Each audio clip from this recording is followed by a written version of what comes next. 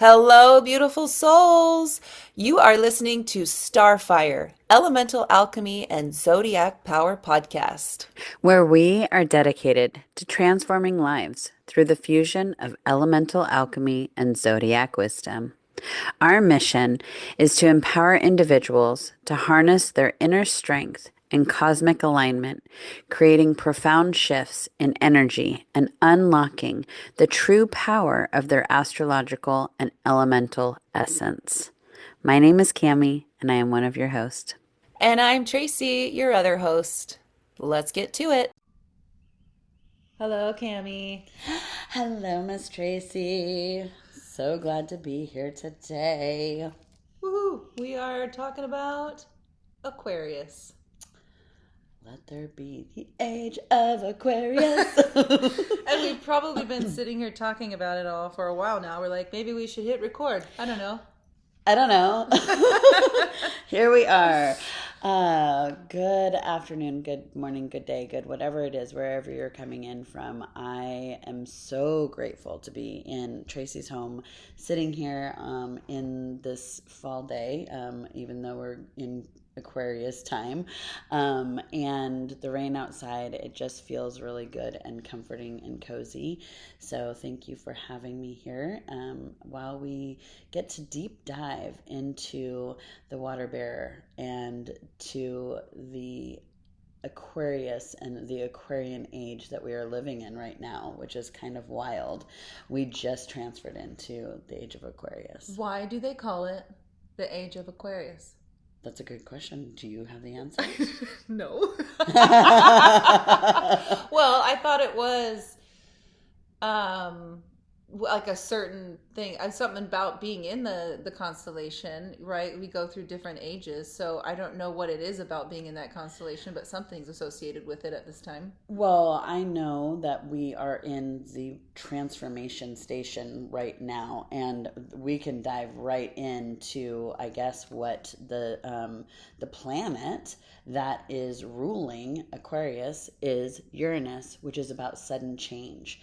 And this is where we're at, and I believe now we can probably chat GPT this and confirm or deny our belief system, but we are in the time of massive change and destruction. We just left the Piscean age.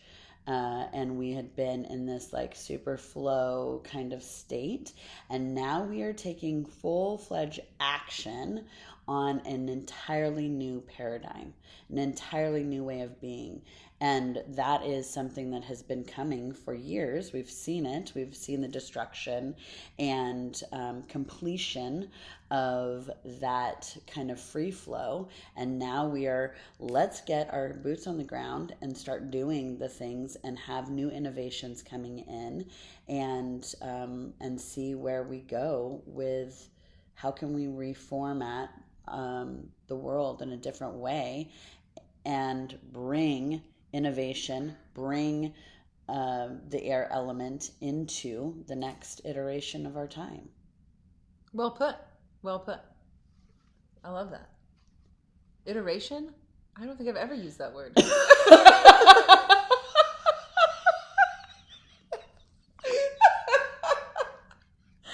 I love us so much. I love us so much. I don't even know what I just said, but here we go. Iteration. Okay. Good. Well, here we are. What do you want to start with? Oh, who do we know? Who do we know who's Aquarius? So I've got a lot here. I've got my husband, an Aquarius. And he seems very quintessential, I guess. Like, it makes sense. I always check back with him in my mind when I think about Aquarius, and I'm like, yeah, that checks out. My mom is an Aquarius. That one throws me for a loop, because it's hard to kind of see the Aquarius in her. But I do see some. And then I also have our neighbor across the street. She actually has the same birthday as my husband. And so very interesting to see the expression. They're different years, and one's male and one's female, right? But a lot of similarities in their need to like make their own way. That's how I put it when thinking about them. So then when we were looking at the Uranus card and it says box set tradition, I was like, yes, I totally see that, because my husband does not like, he feels like rules are just mere suggestions. You know, and it's like, I don't believe in that one. It's like they're it's not a religion, it's the law, my honey. So And if you knew her husband. yeah, it's like, no, not for me though, babe, not for me. They didn't mean me when they wrote that. And then my neighbor, I can see her also, like her need to just kind of set herself apart and be a little bit different, do things a little bit different, walk to her own tune. And so it's fun seeing, yeah, same birthday. And then Deanna, she comes to the Celestial Circles and she is February 18th. But with my interaction with her, she's only 2 days before me. And Pisces starts that 19th, right in between us. And so I always feel that she's way more Piscean to me. But still, you know, having that ability to have that mindfulness to look at the logic, look at reason, and come at things from a little bit more of a mental perspective and world perspective, rather than just full Piscean, which is just deep in the soul. Yeah, I'd be really curious to see her chart and see what degree she's at, because I have, my brother's birthday is also February 18th, and he, I would say, has a lot more of the Piscean energy as well. So I'd like to look at his chart too, to see where they land, because they might actually land in Pisces, even though they're on the, because if it's a 0 degree, they're going to have absolutely both. So dependent on where that time frame is, there is going to be a very strong pull on both sides. So that is something that I really love about the chart, is that, you know, some people say, well, I don't identify as that, but if you're on a cusp, really find out what your degree is, and then if you're a 0 degree, you are a true cusper. You are absolutely holding the balance of both of them. A true cusper. We got true cusper out there. Are you listening? Are you a true cusper? We are wild today in our air element. I love this so much. So yeah, I also have a ton of Aquarius in my life. My brother and my sister. My sister is the 9th and my brother is the 18th. I have friends, family, like I have a bunch of people that are in Aquarius. And as I was thinking about it with my sister, she was such a rule follower, which is really interesting. She told on me. I'm gonna have to do a story here, real quick. Story time in Aquarius. She used to, as kids, we would do sneak out of the house, and so she'd sneak out and she would tell me I can't tell anybody, and because she'd get in trouble. Well, and she wanted to follow all the rules, but she wasn't following the rules, but she wanted to. She looked as if she wanted to follow the rules, and so she would go sneak out to go see her boyfriend, and then come back in the window every single time. Well, one time she snuck out and she put her foot over, I had my hand on the windowsill, she put her foot on my fingers, and it, like, I wanted to scream. I didn't. I kept it a secret. I held my hand, I wrapped it up, I did something, and so that my mom couldn't see it the next morning. And so I completely held her secret for her.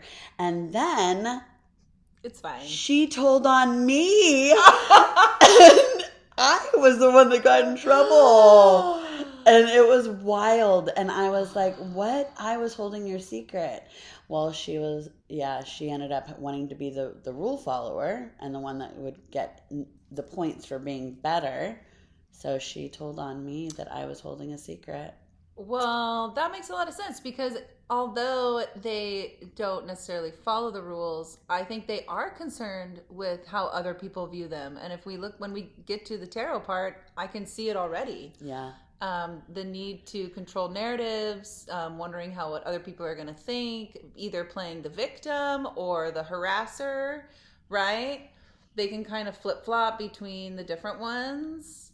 Interesting. And that's me just right now looking at these cards and thinking, well, if that was, and just kind of putting it all together, which is why these tools are also helpful, because I think when you start studying the zodiac, astrology, you're studying tarot and all these things, sometimes it's the numbers that really get you. Sometimes it's the planets and reading the charts, and sometimes it's the tarot. And there's just so many, they all come together though. And so, I always encourage people, like, move into whatever you are kind of naturally interested in and just kind of obsess over it, because then everything else will just follow suit. But yeah. So with Aquarius, first off, the I am original is one of the ones that I have. I am original. I am original, or we know. Well, I always say, especially with my husband, they're very sure about what they know. Very sure. Don't take a lot of rules or direction from others, right? Oh, but they like to give it. They love to give it. Love to give it. Yeah, love to give, and they know, and it is word. It is January 20th to February 18th is the time frame that is Aquarius. And what are some of the things that you associate with Aquarius, Tracy? Do you have any words or feelings? Oh, so many feelings. And that is our Pisces that are feeling all of the things. I have so many Pisces. Or so many Piscean feelings. Okay. I like to always take it back to the mode and the element, because that's where it starts to flow for me. So fixed air. So that means expressing the air element in the body, because it's fixed. So we have these 3 levels of existence almost. We have what's happening. We have the script, the movie that's playing out.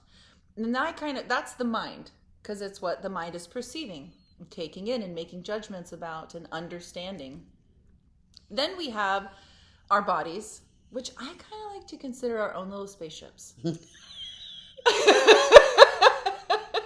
There's the Aquarius. Well, if you think about it, whenever I read these fun books about aliens coming in, they have to travel in the spaceship because they can't just appear here because the density is so different. And then some people will say, like, the spaceships almost seem alive.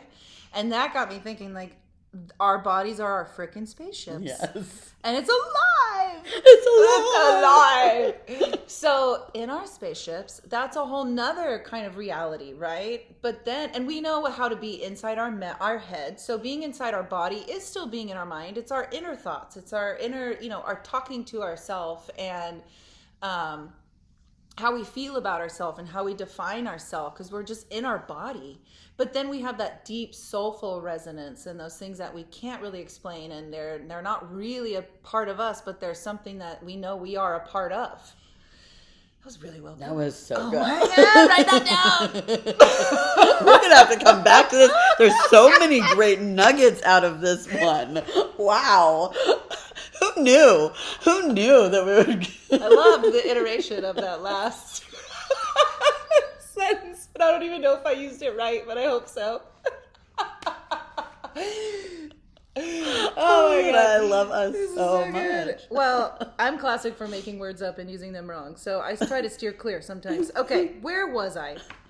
So it's in the mind, in the body. It's fixed air in the body, and then there's the deep soulful resonance. So for a fixed sign to express that air, it's going to express the analyzing, the judgment, the criticalness, the logic, the planning ahead, and the response and the problem solving. I really bring problem solving up a lot with Aquarius. I think they're very good at it because they're looking at how they can use, Capricorns use their resources too, but Aquarius uses their resources in their logic of should I spend my time here? Should I do that? And it can be any resources. They'll use their money, they'll use their wit, they'll use their strength, they'll use their connections, whatever it is. They're not limited to the mind in how they help, but they're very logical in the way that they tackle solutions, interact with people. It's all ran through how the logistical viewpoint of what their actions are reflects back in what that says about who they are, which is why they need that different. I need to be different, because then that will say to other people, look at me, there's something different here. And since they need to bring out truth, the closest thing we have to truth is our own expression of who we are, because there's nothing that can take that away. So it just kind of, they're very deep people. They're very wise people. They're very caring people. But there's a flip side to them too. Yeah, every time that you keep talking about this, Nako is an Aquarius, and one of the things that I when I started following his music and listening to him, this like witty, completely out of left field, doesn't he like makes jokes about himself and like makes weird noises and like has these weird conversations with weird things and weird people, and then makes fun of himself. And that was one of the things that I finally realized of like the epitome of what an Aquarius does, is that they are these witty innovators that don't necessarily look at what is normal. They take what they see and then they bring it into tangibility for others. And so like his music is something that he brought for others, but it comes from this very eclectic and nonconformist kind of space, which is that Uranus, the wittiness that comes from that, the Bauxite tradition. But they love change. They're always looking forward. They rarely are looking at what happened behind them. They're looking at what is coming or what is down the pipeline, or maybe they're not even looking at that. They have just already seen it come to fruition already. They are progressive. They're independent. A lot of Aquarius, oopsies.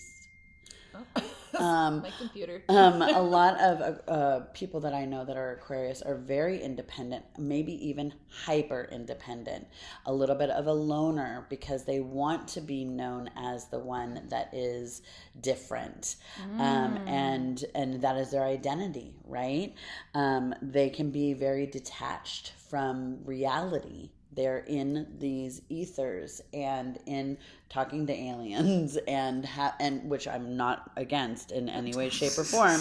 So I'm just saying that, but they are very much in the outer realms, is where I see a lot of healthy Aquarius too can be in that space. But visionaries, I'm just looking at all the different things: quirky, independent, good listeners, unpredictable.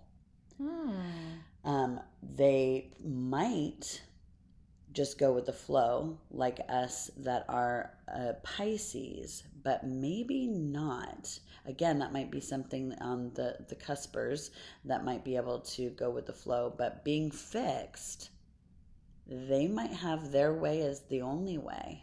Well, I think from my experience, if their way lines up with your way, they will flow with it. And they'll be great flowers if they believe in you. They don't believe that you know the way, then they will 100% not. The friction happens. Right? Or then they want to teach you the better way to do it. There's this great... Man, have I been down that road? I love you, honey. He should have a t-shirt that says, "Let me show you." Let me show you. Let me show you. Maybe that's what he gets for his birthday, is a t-shirt. Let me show you. Oh my gosh. So one birthday he got a shirt, I have to say, just wore it the other day. Since he's a sailor, right? It was a flag, because there's every letter of the alphabet represents a different flag that you would fly to represent a different message. So when you need to check in to customs and you've anchored, you'll fly a certain flag, right? If your engine is out, you'll fly a certain flag. And the Zulu flag, which is on his shirt, stands for "I require a tug." Oh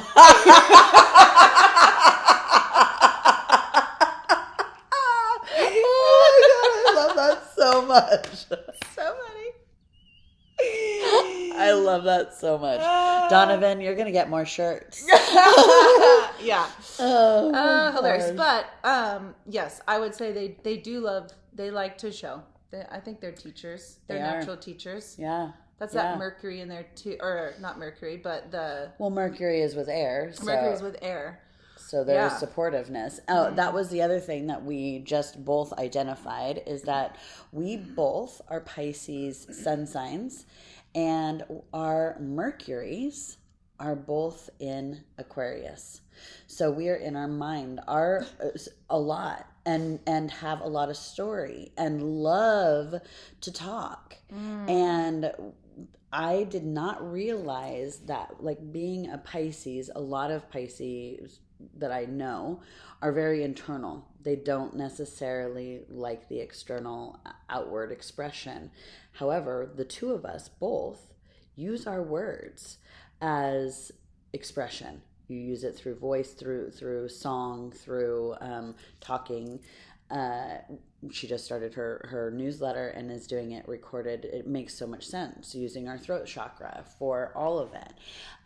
So I feel as if we have a lot of support in that space of having our mind be able to articulate it through our words. Yeah. And I would say, what do we like to talk about then? Where are we talking? Where are we communicating? We love to talk about, we can talk about different traditions and, not necessarily balk at them, but we can look at the structures and we can ask questions about them and we can challenge ideas. We love to talk about art. We love to talk about looking forward and planning and what could be, like the change. I think we're sudden change.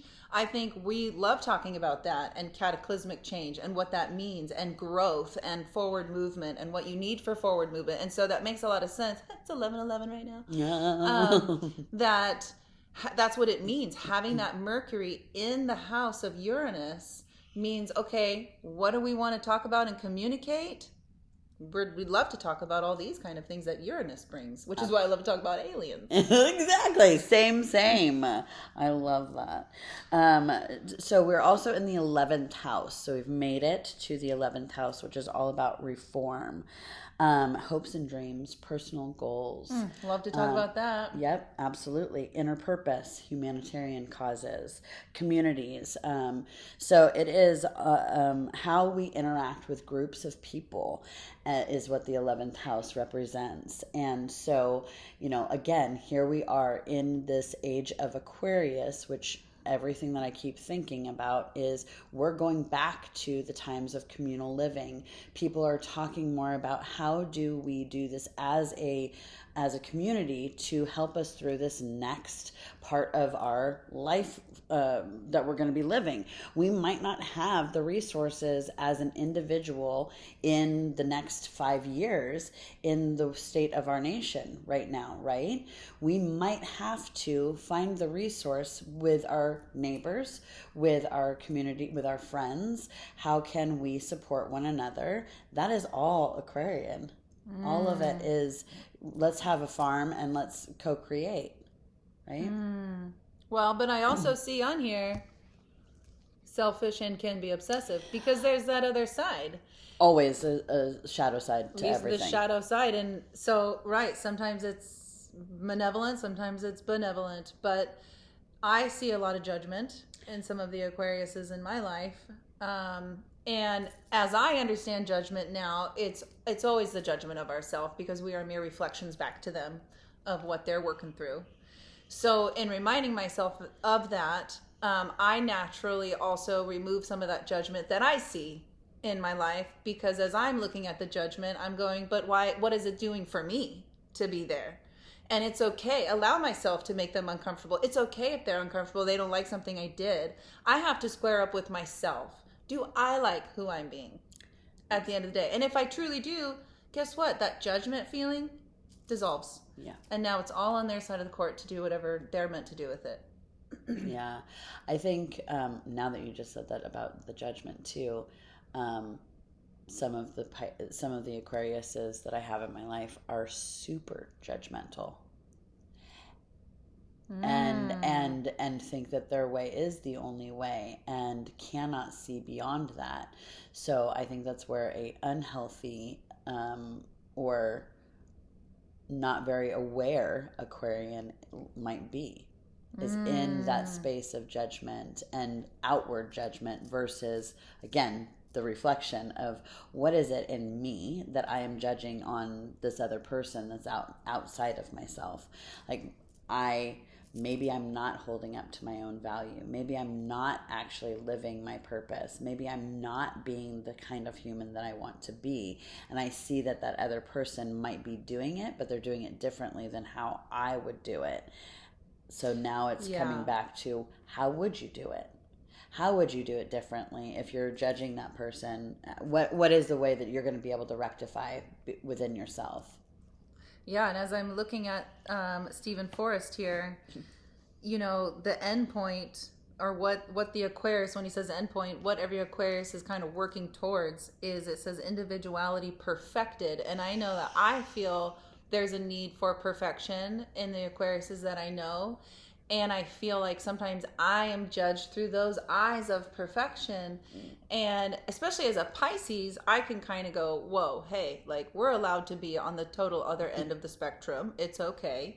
And this is where my husband and I will have a little, you know, friction, because he can be very type A.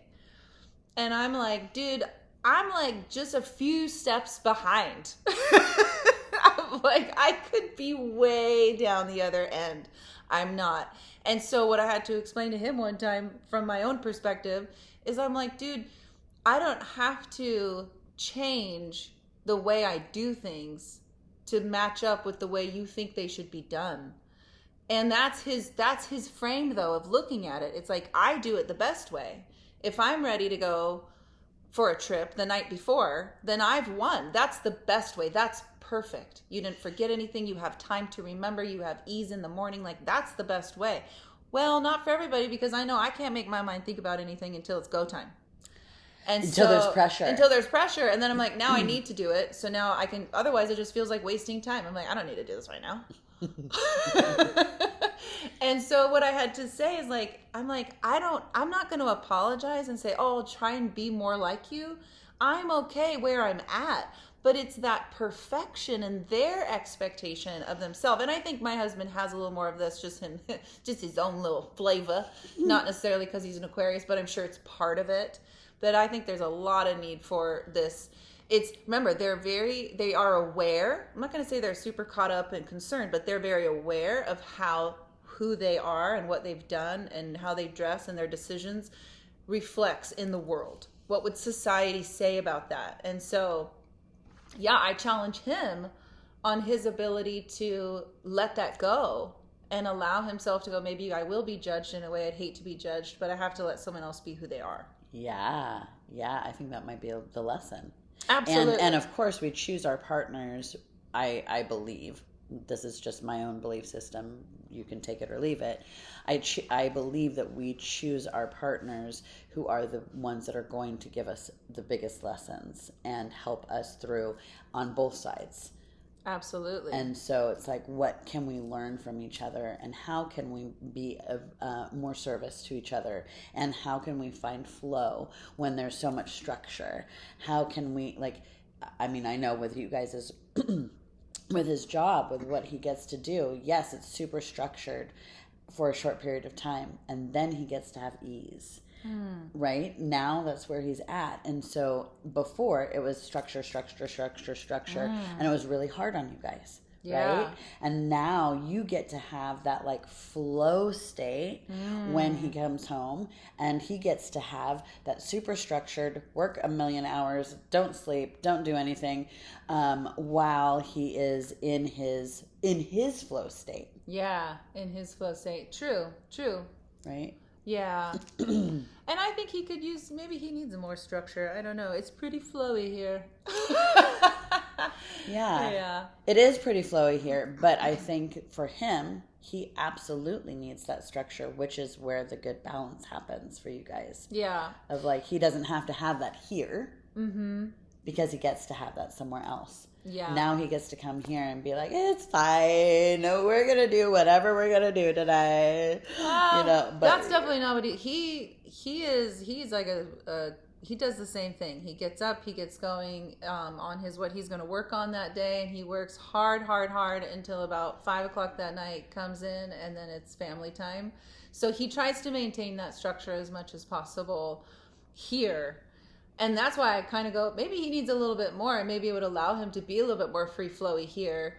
Because, going from running, now we need a whole podcast about Donovan. Yes, let's do. Yeah, going from being a captain on the high seas to what he's doing now, although there's so many perks and so much good things about his job, I don't know if that part of him is really being challenged. And like I said, he's such a good problem solver. And that makes them good managers. Yeah. Makes them really good at handling situations and handling people. And he doesn't really get to do that anymore in a fulfilling way. But we should move on and read from Stephen Forrest's book. Yes, because Donovan will do a podcast just about it. I always Don't tell worry him about it. He should start one about the tales from the high seas. Well, maybe, just maybe, we might invite him on another podcast at one of these days and have a Tales of the High Seas. Like, tell us, why are you the way you are? Yeah. All right, we're moving on. Okay, so if we look at The Inner Sky, written by Stephen Forrest, we've got the Aquarius, the water bearer. And the glyph, if you can picture it, are like two squiggly lines or jagged lines, one on top of the other. So the element is air, it's fixed mode. The archetypes are the genius. Don't tell my husband. The revolutionary, he already knows. The truth sayer, which I love. The scientist, and the exile. And what I love, okay, here's a quote. He always puts a little quote. It says, if you meet the Buddha in the road, kill him. Now, I understand it. I think I understand it. Do you know what this means? Tell me, because what do you think? I if you meet the Buddha in the road, kill him. Right. This is how I interpret it. Okay, go, because I'm seeing something because that I go. It's a Zen Buddhist saying, and you know those tricky little sayings, right? Because if a Buddha was on the road, you would know it wasn't him. I was just, I love it so much. I was literally gonna just say that. You would not. I'm not joking. I was like, it's not Buddha. Right, it's not Buddha if you meet him in the road. And I don't know exactly what that means, necessarily, but that's just in trying to crack the code of the Zen language. Because you're always trying to crack the code of everything. I know. What is that in me? I'm always trying to be like, I know what you're saying behind what you're saying. Yeah. We'll look at your chart. We're going to dive deep into that one of these days. One of these days. But okay. yeah. I love that, though. And so that's saying it's understanding the truth and not buying into just what you see. It's what you know. No. Which is... Isn't that the thing? Isn't that I know. Because it's I know, right? That is, yep, I know. So, and that's kind of cool. It definitely shows a higher perspective when you don't rely on what's just in front of you now. Yep. You rely on your own understanding. Okay, so the symbol, the Aquarian glyph, a pair of parallel wavy lines, is often mistaken for water. That is not the case. Those lines are serpents, symbols of knowledge. In Eden, I didn't know that. The serpent tempted Eve to eat the fruit of the tree of knowledge. So they say. We just need a little thing. We do not support all that we read on here. No. Okay, so the story goes, he tempts the Eve at the tree of knowledge. She did, and God threw her and Adam out of the garden for eating it, setting into motion the history of the world. But in acquiring that knowledge, Eve did something more. In that single rebellious Aquarian act, she gave birth to a quality far more precious than safety, far more precious even than wisdom. She gave birth to human freedom. But we don't celebrate her for it. It's like, yes, thank you, Stephen. Thanks for pointing that out. So maybe, it probably wasn't that she was tempted. Maybe she was just the wise one who was like, let's get this party started. Yeah. Let's do it. Let's go. If we really want to know ourselves, let's birth ourselves into a human existence with free will. And let's see what happens. Roll the dice. It's such a feminine thing, right? Because feminine mothers are able to let their babies go. And what do fathers do? They want to control them. You have to be here. You have to do this. Mothers are like, go be free. That's the birth. Anyhow, amazing. I had never, I did not know why it looked like why it's a water bearer, and I did not know that it was about the serpents, but that tracks. I'll allow it. All of it, yeah, That tracks. I love that. Oh, the Stephen Forrest book is so good. And I love the water bearer because when we look at the tarot card, it's the star, and it's a woman. She is naked. She is bending down by a little body of water, and her foot is in the water, and she has a vase in her hand, and the water is pouring into this pool of water that her foot's in. But then in the back, behind her by her other foot, she's got another vase, and she's pouring water out, and that water is going down and creating multiple little streams. That's why I was looking at that when you were talking about sometimes they can flow and sometimes they can do their own thing, and that's very representative. It's kind of, I think they probably look at where can I do my way. Yeah. And I'll let that keep going as long as I'm okay with that route, because I made that route. Like I said, if they agree with you, they'll flow with you. But they'll also at times just take another veer and go, oh, but this is where I can get what I want. I'm going to go over here. And not necessarily what they want, because that's not a bad thing, whatever they're working towards. And so the way I cue into the star, I mean, first off, it's card number 17. It's about healing. It's about being seen for who you truly are. So in just like in a real face level, interpretation, the star is like, think about when we call famous people stars, because they're so shiny. And when people become stars, it's like, it's that moment of igniting, right? And we see them for just who they are and all their magic. We just love them. We're like, oh my gosh, you're so, and it's usually people that are like fresh on the scene that we haven't seen before, that are different, that are innovators. And we see them, we go, oh my gosh, I just love that. You're such a star. And when in this card having to do with healing, I'm sure you've experienced it. When you go through a big bout of healing, people see it and they'll be like, oh my gosh, you're glowing, or you look different, you feel different, you seem different. So that's the energy of the star, is being this like, I've healed myself, I've kind of gone through this moment of awakening, and I kind of finding truth, found what sets me apart and how I can accept that and love it.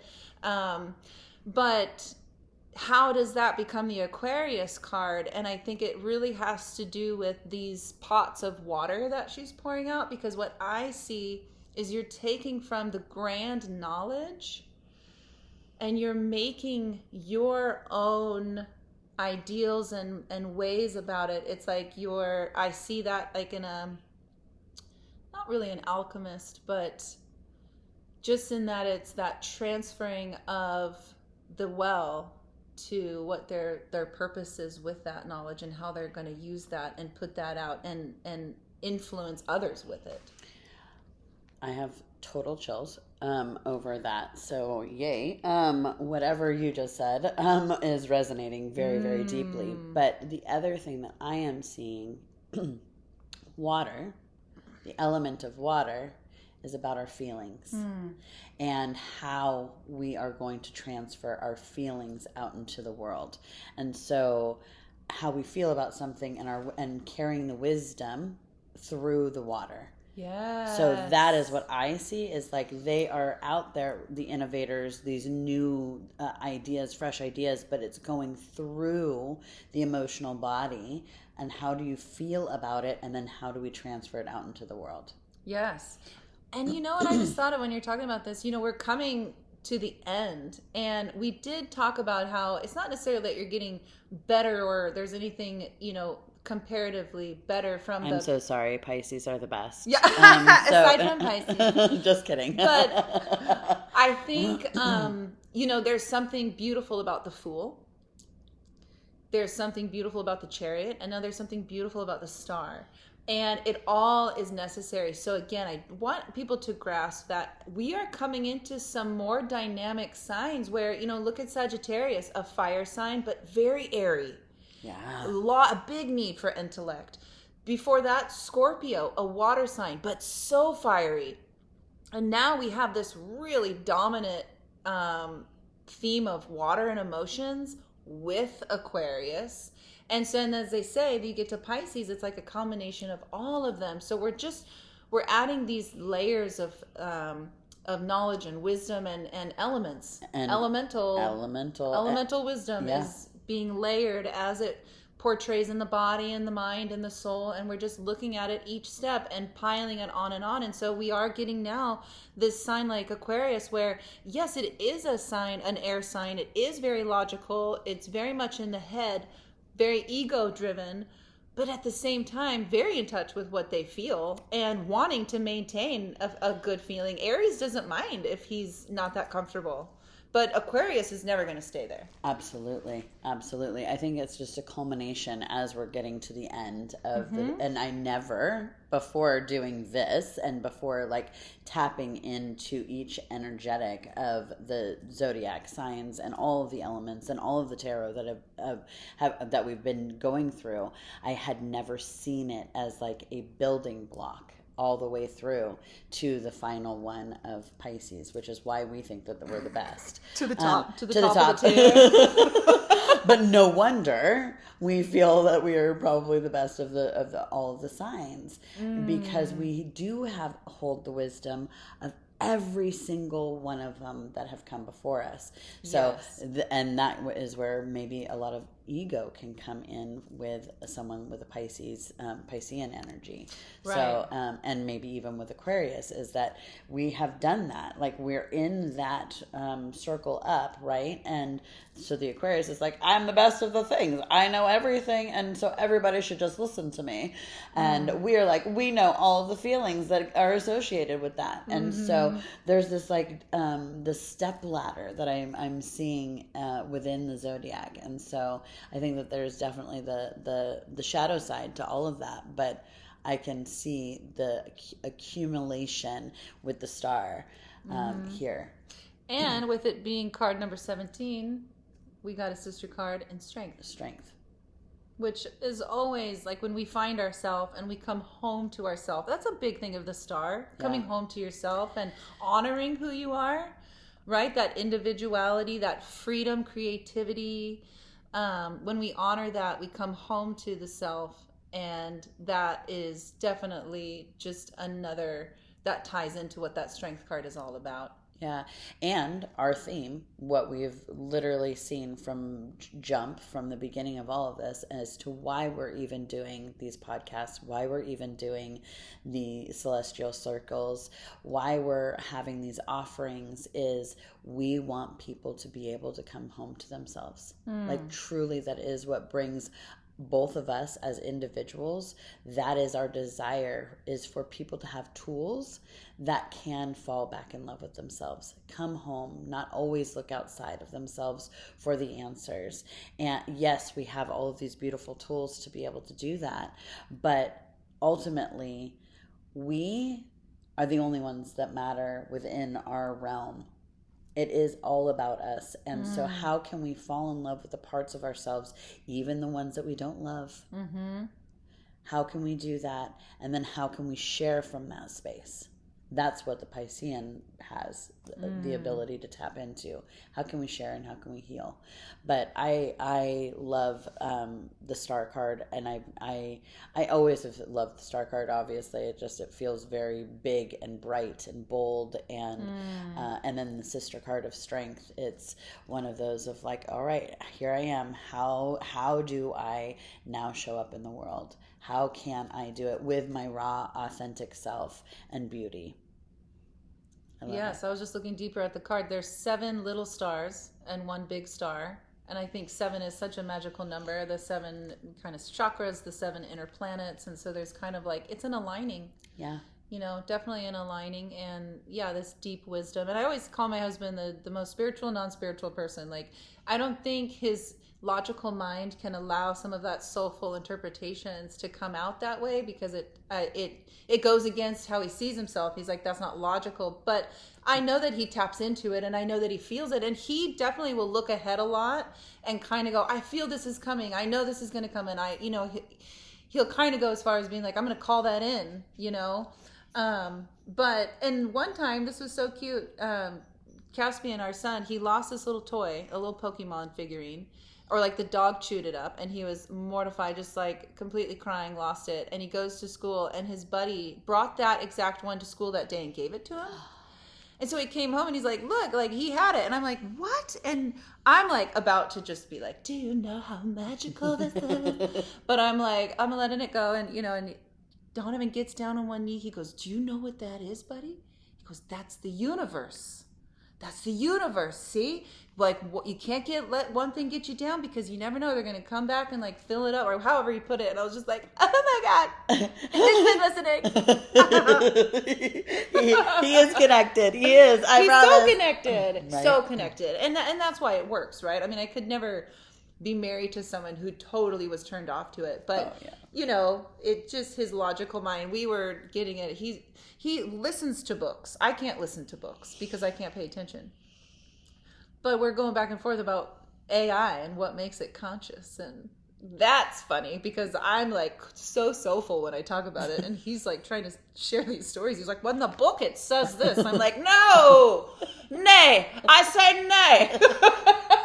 And he always just shakes his head at me. Like, he's like, I'm the one, like, I'm reading the book. I'm sharing the information with you. And I'm like, no. Ludicrous.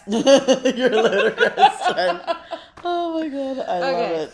Let's move forward. Should yeah, we talk about ahead. these more cards? Okay, Yeah. So we have the star. And when we say that's the star, that's like the work that the Aquarius came in to do. So it's not necessarily that every Aquarius is good at it, right? They're here to do it. Here to learn from having that foot in that great world of wisdom, but being able to balance, right? Air is all about balance. How do I take what I know and all of that great wisdom, but then funnel it and use it appropriately? So in the 5, 6, and 7, first we have Venus in Aquarius with the 5 of Swords, and they call it defeat, but it's 3 guys. They're on the beach. One's cool, one's the villain, and one's walking away. Or like one's the victim, one's the villain, and one's walking away. And I think that's why I was saying with Aquarians, I think sometimes they do play the villain, but then they can definitely move into victim mode real quick. And I find it's like always somebody else's fault. Everything is somebody else's fault. It's like, come on, man. Come on, own up. Come on, man. And so I see that in the 5, and that's Venus. So if we think about, how would Venus and her beauty and her art and her wanting to express being in Aquarius, who is unpredictable, and how do we get this 5 of Swords, this energy? Are you and so I kind of almost see it like it's role playing.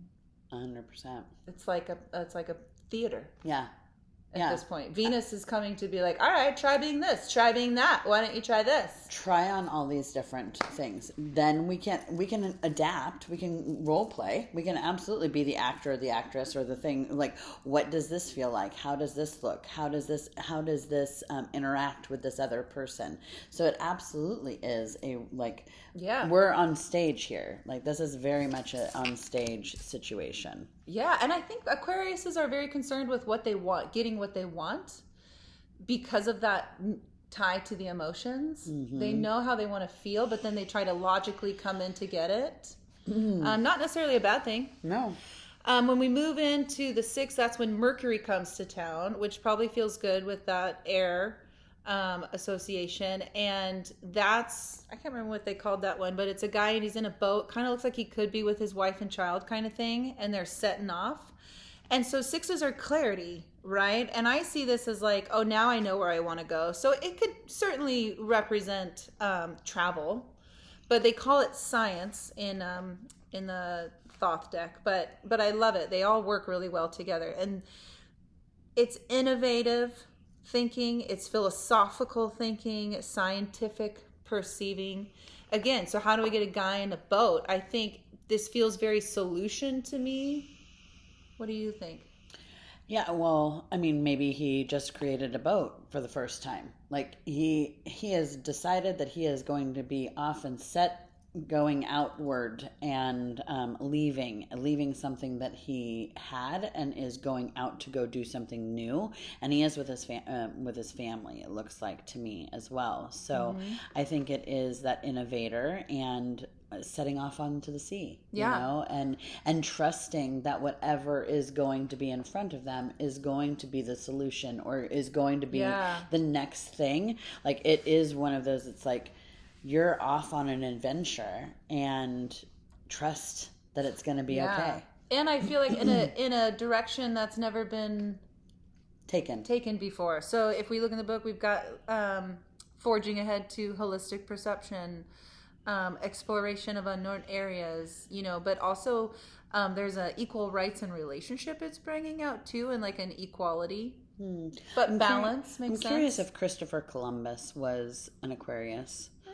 I don't know. I would be interested just because of that, like, just knowing that, like, I get into a boat and I get onto the sea, that there's going to be something on the other side for me. Like, I don't have that kind of trust and ability to just do like that and know that it's going to be okay on the other side. I mean, my husband got on a boat from Cape Town at age 21 and was 50 some days out at sea to arrive in Annapolis, Maryland. Talk about Aquarius, 6 of Swords. Right? And then he was going to go to Hollywood with $1,000 in his pocket from Annapolis, Maryland. He was going to go to Hollywood, California to be a set designer. And never made it. Just ended up getting into... see, talk about like how to plan. He went with the flow there. Yeah. Totally went with the flow. But... Trusting. And definitely, took off, man. Took off on that boat. That's a total 6 of Swords vibe. Wow. So there you go, Mr. Aquarius. You're so predictable. You're so That'd be the worst. That'd be the worst. Okay, and then finally we come to the 7. And that's when the moon comes. And so now moods are changing. Concepts might be changing, right? Now, here we've got a guy who's like has all the swords and he's running off with them, looking behind him. And so I always say this is somebody running away with the narrative, because all those swords stand for truths, right? And he's got them and he's grabbing them and he's taking them somewhere. So he's confiscating the truth and then he's going to present it the way he likes. And so very gossipy. And I feel like that's also where that judgment comes. It's like taking in all the truths and then being like, well, this is how I see it, you know, making judgments, right? Changeable, moody. I see the 2 swords that are in, in the ground as being, well, I'm going to declare that this is my truth, and like being very, independent in their truth and taking all the rest of them and going, meh, these ones don't really matter. Mine matter. That's what I see there. And I can see that with a lot of Aquarian. Yeah.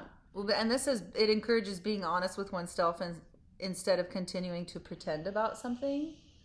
So the story makers. The story, yeah. And I can see that too. Consciousness, it says it's revealing life's lies, failing in one's good intentions. And again, that would make sense that there's always like a turning point to get them back, right? Every sign has these 3 cards, you know, 2, 3, 4, or the 5, 6, 7, or the 8, 9, and 10. And there's always like a coming back point. Why would you come back to, should I play the victim? How do I handle this? Because they get to a point where I think, as we all do, there's that questioning. What do I choose? Who am I? Who do I want to be? And with their emotions always running through their logical mind, they're not always showing up for their feelings. God, it's so interesting, the loop that happens. Those are the other things that we didn't know, or maybe you did. I didn't know. I mean, it's all coming out now. I haven't really ever looked into Aquarius. I think I got enough of it. Yeah. But no, not even just the Aquarius, but the 2, 3, 4, 5, 6, 7s, 8, 9, 10s, how they are looped. Yes. And so you absolutely stay in this loop all your life. Like, this is not going to ever end. And then when we are in the age of Aquarius, or when we're in the time or season of Aquarius, we, no matter what sign we're in, are going to be going through these loops. Right. And it's the lesson that is being taught every single time that we're in these time frames. Right. So, And starting out, are you going to be a part of the problem? Are you going to be part of the victim? Are you going to be a victim? Are you going to play in the villain, ways of other people around you? Or are you just going to stay out of it? So that's the energy coming along. But for them, and what's available to us now, is their solution will always be innovating their way out of it, building a boat to go sail to a whole nother place. That's always their way out. Try something new. And I can see that with the Aquariuses in my life for sure, that just feels good. But eventually they start losing sight of just what that means, because they're calculating, what does that mean on the outside for who, I'm doing this, but what does that mean for them over there? And once you get caught up in that, we're right back down to, well, how do I take this? Am I a victim, or am I have all these swords, I have all these truths. Should I play the card here? Should I play the card here? Yeah. Wow.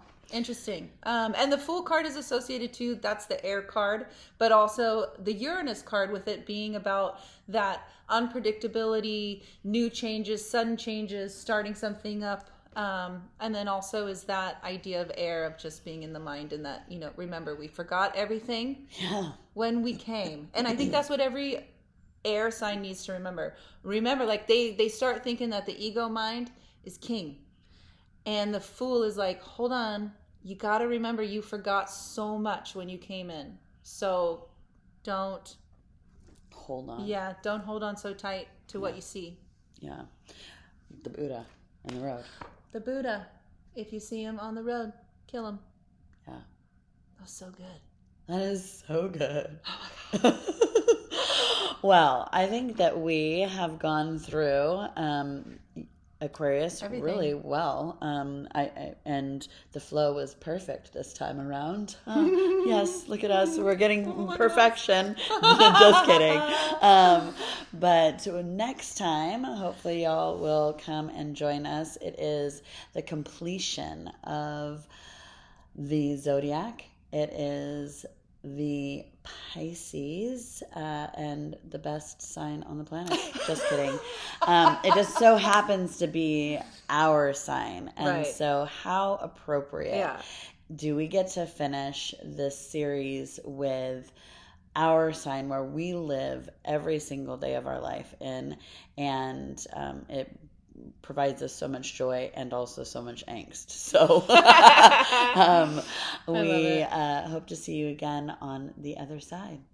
See you next time.